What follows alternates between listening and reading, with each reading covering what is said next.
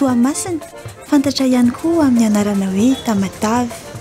Eto no misy ny seran'antsamby lehibe indrindra eto Madagasikara izay aty amorontsiraka Antsinanana Nosy.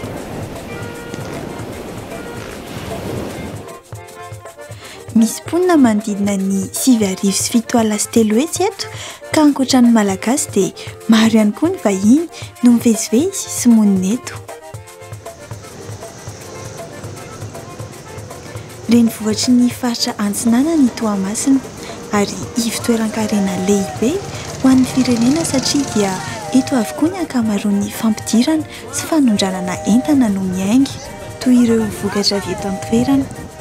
Ohatra amin'izany ny lavanila, ny litchi, ny kafe ary ny jirofo. Ankoatr'izany, noho ny fahamaroan'ireo vahiny mipetraka eto, indrindra ny teratany Sinoa izay efa teto aman-taonany maro, manana ny Institut Confucius, ivon-toerana fianarana ny teny sy ny kolontsaina Sinoa ho azy manokana ny Toamasina.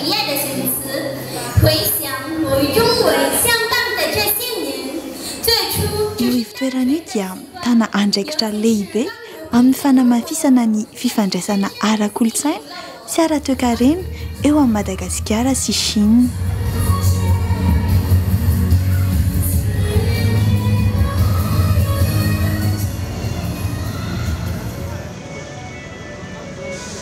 Tonga Soweto barika 5 eto amin'ny Université ny Toamasina.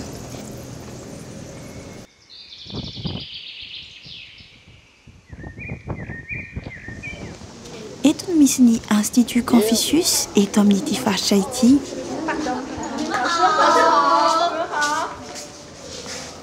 Naorina tamin'ny taona 1440 ity ivon-toeram-pampianarana ny teny sy ny kolontsaina Sinoa eto ity, vokatry ny fiaraha-miasa amin'ny Université Normale en Ningbo izay tanàna mpirahavavy amin'ny Toamasina rahateo.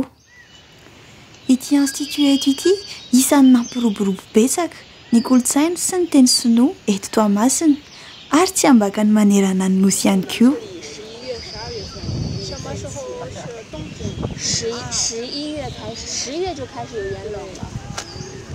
Toy ireo Institut Confucius rehetra manerana izao tontolo izao, manolotra karazam-pampianarana maro mitodika amin'ny teny sy ny kolontsaina Sinoa ny eto Toamasina. Iray amin'ireo tale mitantana ity ivon-toerana ity ny Dr Fidelis Ravelomanana izay tale gasy eto Toamasina.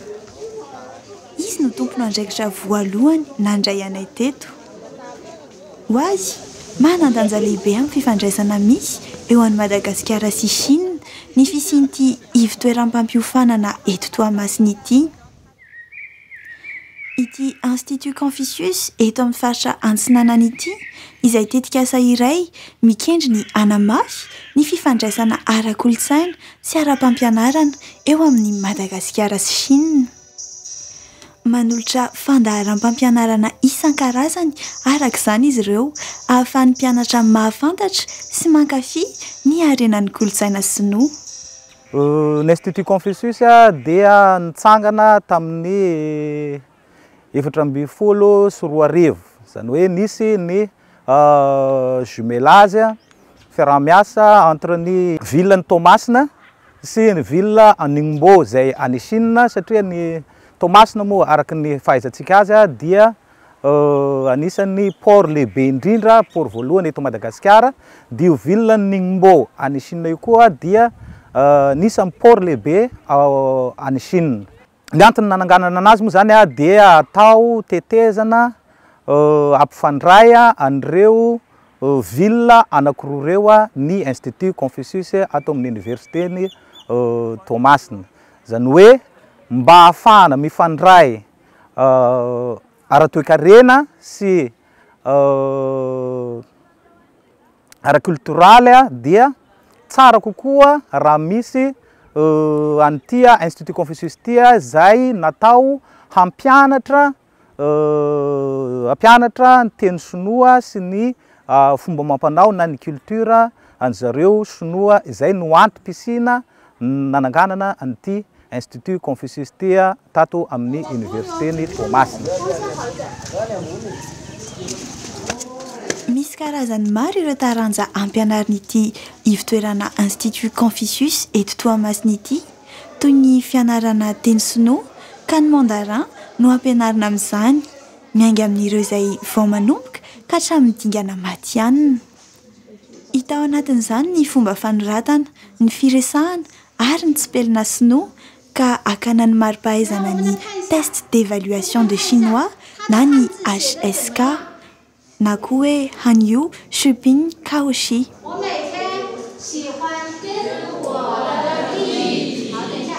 Tamin'ny fitsanganana tamin'ny 2014 zay dia efa nanomboka nanome formation cours mianatra teny sinoa natomboka tamin'izay. Dia rehefa mianatra ireo ankizy ireo dia manala ny fanadinana atao hoe HSK, zany hoe fitsapahana niveau ny fahaizan'ilay ankizy miteny sinoa. Dia à partir ny taty amin'ny 2017 no nanangana ny formation licence en langue et culture chinoise tato amin'ny université Toamasina. Dia nanomboka tamin'izay tsika dia misy formation universitaire, zany hoe manofana ankizy tsika mianatra 3 taona dia mahazo ny diplôme licence. Zany hoe ireo ankizy ireo zany avy eo dia afaka miasa amin'ireo orinasa sinoa zay misy eto Madagasikara. Raha tsaratsahivina amintsika fa ity ville ny Toamasina ity dia anisan'ny ville tena maro sinoa raha ara-tantara no jerena, dia teto amin'ity Toamasina ity no tena be sinoa indrindra hatramin'izay ka hatramin'izao. Ny fampianarana ny teny sinoa eto Madagasikara dia miavaka hoy Ramatoa Lebo Bakui, iray amin'ireo mpampianatra teny sinoa eto amin'ity institut ity. Ny mpianatra dia tena mazoto sy liana hianatra. Mampiasa fomba fiasa ifandrombonana ihany koa izy ireo mba hahatonga ny fianarana ho mahasarika kokoa.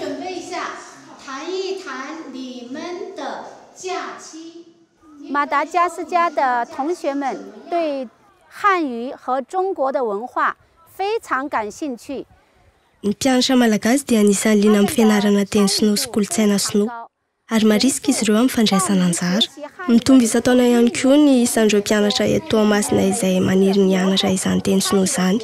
Dia rehefa misy hetsika ara-kolontsaina izay karakaraina dia mavitrika sy maro ny mpianatra mandray anjara amin'izany hetsika izany. Amin'ny maha-mpampianatra ato amin'ny Institut Confucius eto Toamasina dia anisan'ny fanambapetraka izao ny fanatsarana ny vokatry ny fampianarana. Voalohany amin'izany, ny eo amin'ny fitaovana enti-mampianatra aty Madagasikara dia azo lazaina ho tara kely ihany. Maro ireo fitaovana sy fomba enti-mampianatra ny Chine no mbola sarotra ny hanatanterahana azy eto Madagasikara.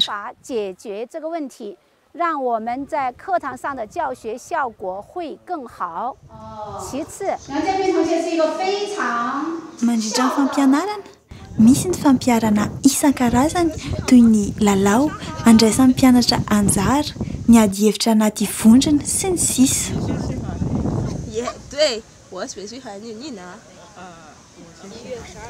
Ireo fomba fiasa ireo dia ahafahan'ny mpianatra miditra tanteraka amin'ny fiteny sy ny kolontsaina sinoa ka mahatonga ny fianarana ho mahafinaritra sy mahomby. Madagascar 的学生只要汉语学习得好，中国的文化 Manarak'izay dia eo amin'ny lafin'ny faharisian'ny mpianatra. Tsara kokoa raha mbola miezaka mavitrika hatrany ireo mpianatra. Raha ampitahaina amin'ireo zaza sinoa miezaka sy mavitrika be dia mbola somary ambanimbany kely ny fiezahan'ny mpianatra malagasy. Kanefa izahay mpampianatra dia miezaka mitondra fanatsarana sy manara-maso akaiky ireo mpianatra ireo. Mora kokoa ho an'ny mpianatra malagasy ny mifesy mahazo vokatra tsara raha ohatra ka mahafeno kolontsaina sinoa sy maharaka tsara ny teny sinoa izy. Satria efa maromaro ihany ireo zaza malagasy no azo lazaina ho tafita amin'izany. Ohatra amin'izany, maro tamin'ireo mpianatra promotion teo aloha no efa nanon fianarana tany Chine tao amin'ny université Ningbo ary anisan'ny sangany sy nahay izy ireo. Nisy tamin'ireo mpianatra no nijanona tany Chine manon ny asa sy nanoho ny fanatsarana ny fomba fifandraisana ara-kolontsaina eo amin'ny Madagasikara sy Chine. Misy amin'ireo mpianatra kosa no tavaverina eto Madagasikara ka miasa, mampianatra ny teny sinoa ary mampita ihany koa ny kolontsaina sinoa izay tena ahazoana vokatra tsara.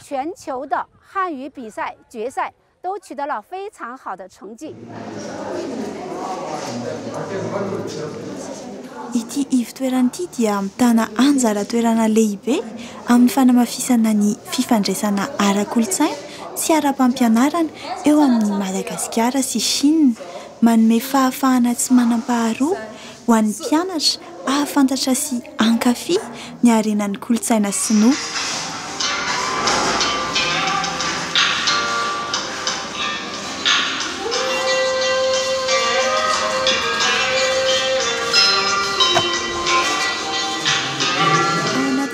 Fifankalozana izay indrindra natao mifandanja indrindra ny fampianarana sy ny fifanankalozana ara-kolontsaina ka misy ary maro ihany koa ireo malagasy no mampianatra eto.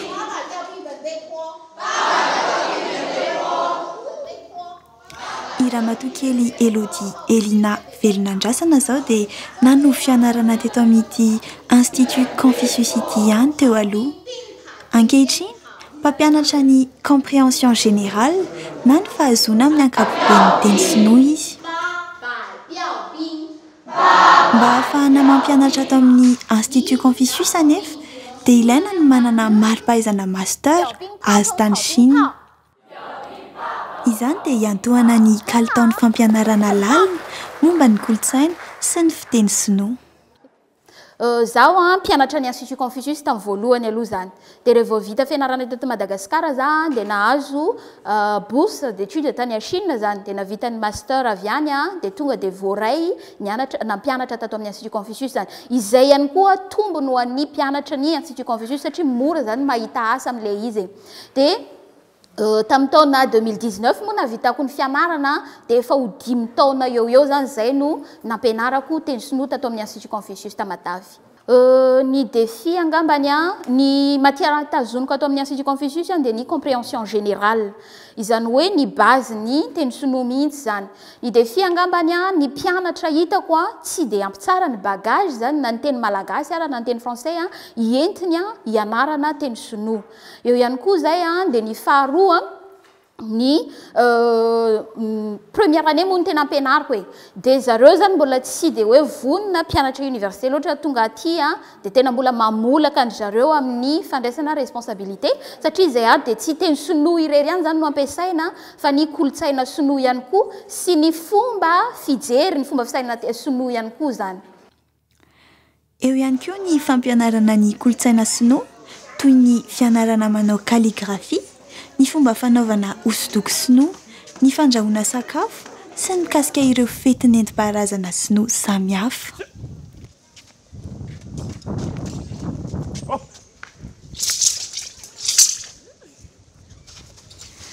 Tsy ambaka izany koa nefa ny fampianarana ny hayady toy ny tai chi, ny kung fu wushu izay sady fitaizam-batana no fampianarana ny kolontsain'ity firenen'ity ihany koa.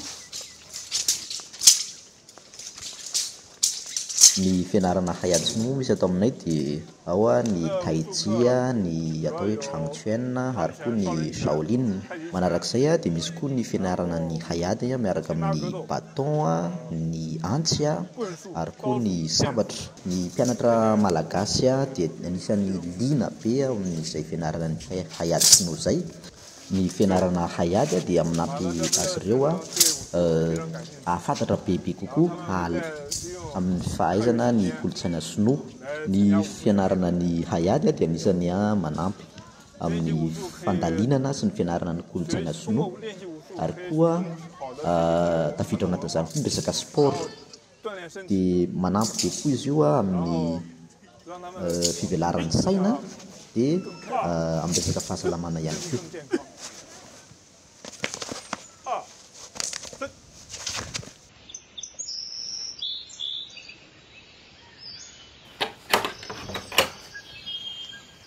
Izy no Soraya, taona faharoa eto amin'ny Institut Confucius eto Toamasina.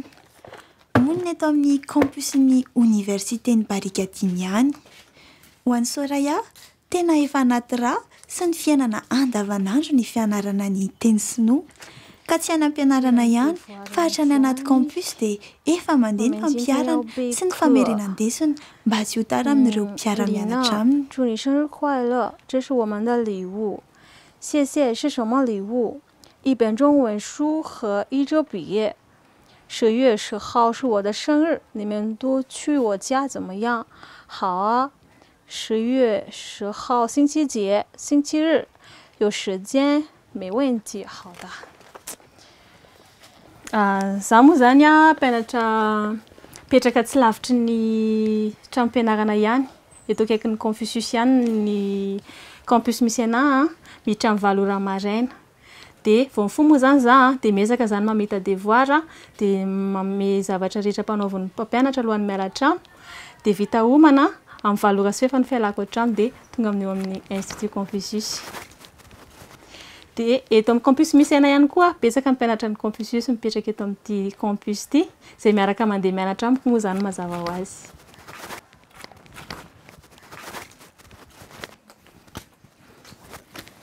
Teto dia nizara ny hafaliany sy ny fanambina treny. Nambarany fa ny fampianarana ara-teorika sy ny fampiarana dia nanampy azy ahazo fahalalana lalina momba ny sehatra ianarany. No amafisiny ihany koa ny mahazava-dehibe ny hetsika ivelan'ny fianarana izay nanampy ireo tanora mandranto fahalalana eto hivelatra na amin'ny lafin'ny fahaizana sy ny fahalalana misy kokoa momba ny firenena sinoa sy ny kolontsainy. Voalohany indrindra ny teny sinoa moa zany zao iaraha mahita fa miroborobo indrindra maneran-tany ny mpianatra azy. Dia eo ihany koa eto Toamasina mbola vitsy ny mpianatra mahafehy ny teny sinoa ka hitako hoe tombony ho manokana ny hafehezako izany teny izany ary ananako tombontsoa. Azo lazaina hoe tsy manahirana mihitsy satria betsaka dia betsaka ny sinoa tonga eto Toamasina, betsaka ihany koa ny orinasa sinoa misokatra eto. Ka dia manamora kokoa ny fitadiavana asa ho an'ny olona mahafehy ny teny sinoa ny fitadiavana asa eto Toamasina noho izany tombony manokana izany. Etsy ankilany i Fernando izay amin'ny taona fahatelo dia niresaka momba ny fivoarany hatramin'ny nahatongavany teo amin'ny Institut Confucius. No hazavainy ny fahafahana manao fiofanana sy fandalinana misimisy kokoa nomen'ireo mpampianatra sy mpanabe azy ary ny fomba nanatsarany ny fianaran'ny teny sinoa. No amafisiny ny fanohanana tsy tapaka avan'ny mpampianatra izay tena zava-dehibe tamin'ny fahombiazany ara-pianarana. Ny tegna naliana zany anatra teny sinoa tamin'ny Confucius dia noho ny firoboroboan'ilay langue sy ny fitiavako azy plus n'izay ihany koa noho ny hoe mbo teny fianarana any ampitan-dranomasina. Mahaliana amin'ny kolontsaina sinoa zany ny culture-njareo. Zany hoe na ny danse, na ny hira sy ny maro samihafa. Raha mahavita fianaranteny sinoa azy nofinofiko dia mba hiaraka iara asa amin'ireo sinoa reo raha ohatra manana chance moa za mandeha mianatra ampitan-dranomasina dia verina avagny za dia miara-miasa amin'ireo sinoa reo. Hitako sarotra zany mbola voanomboka ny miteny sy ny manoratra. Mihitsy tegna hitako hoe sarosarotra amin'ny mbola voanomboka hianatra. Mila miezaka mafy zany isan'andro, mila manoratra, mila miteny, mila mandany fotoagna be amin'ny fianarana azy dia tafavoaka avy eo. Ny fijoroana vavolombelona nataon'ny Soraya sy Fernando dia maneho ny fahasamihafana sy ny harenan'ny fandratoana fianarana eo anivon'ny Institut Confucius eto Toamasina. Mampiseho ihany koa fa manana no avy tsara ireo tanora ireo amin'ity sampam-pampianarana ity ary tsy nisalasala izy ireo naneho fisarana sy nanam-pirofo izany. Voalohany dia mankasitraka ny zareo mpampianatra sy ny Confucius tamatavy na mpianatra zahay jiabijiaby fa tena tsara ilay fampianarana fetrangany izany mena. Eto Mpamaranana moa zany dia isaorana indrindra ny Institut Confucius Toamasina nanome fahalalana nandritran'izay fandratoana fianarana tato amin'ny institut izay. Betsaka ny tombontsoa azo, betsaka ihany koa ny avenir mety ho tsara nandritra noho ny fianarana tato amin'ny Institut Confucius. Koa tsy hainy tsy saotra n'ireo mpampianatra ihany koa izay nanome fahalalana betsaka ho anay ary misaotra indrindra andreo zay rehetra nanampy nandritra zay fianarana izay saotra tompoko.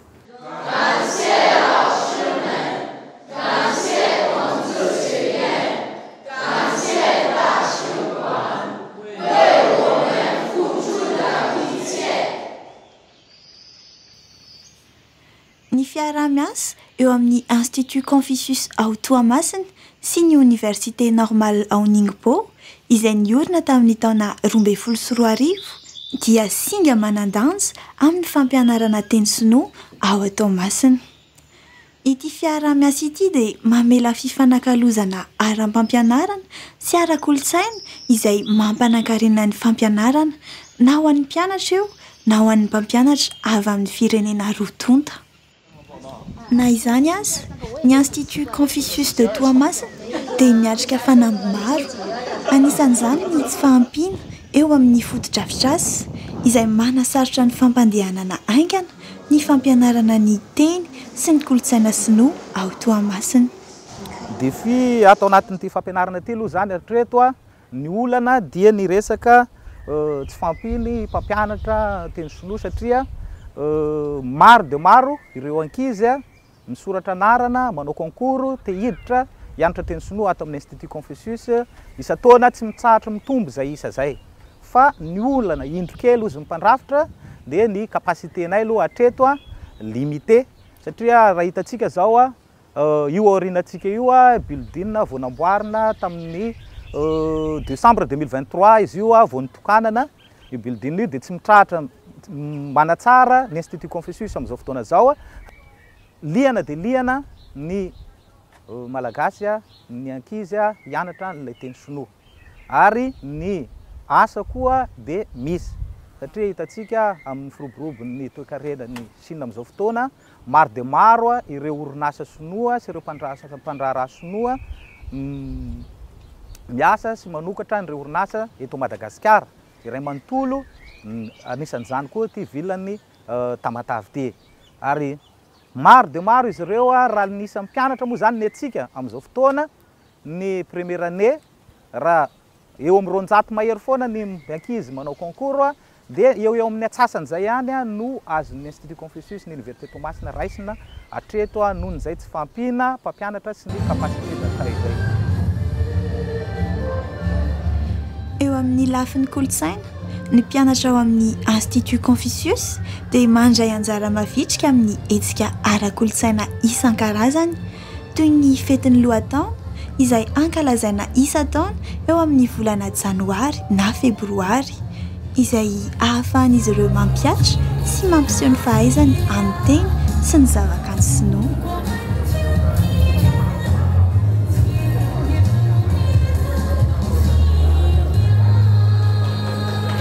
Ravitinina ny Institut Confucius ao Toamasina dia mandray anjara lehibe amin'ny fanamafisana ny fifandraisana eo amin'ny Madagasikara sy Chine. Manome tombon-dahiny manokana amin'ny fianarana sy ny fandalinana ny teny sy ny kolotsaina sinoa indrindrindrindra izany.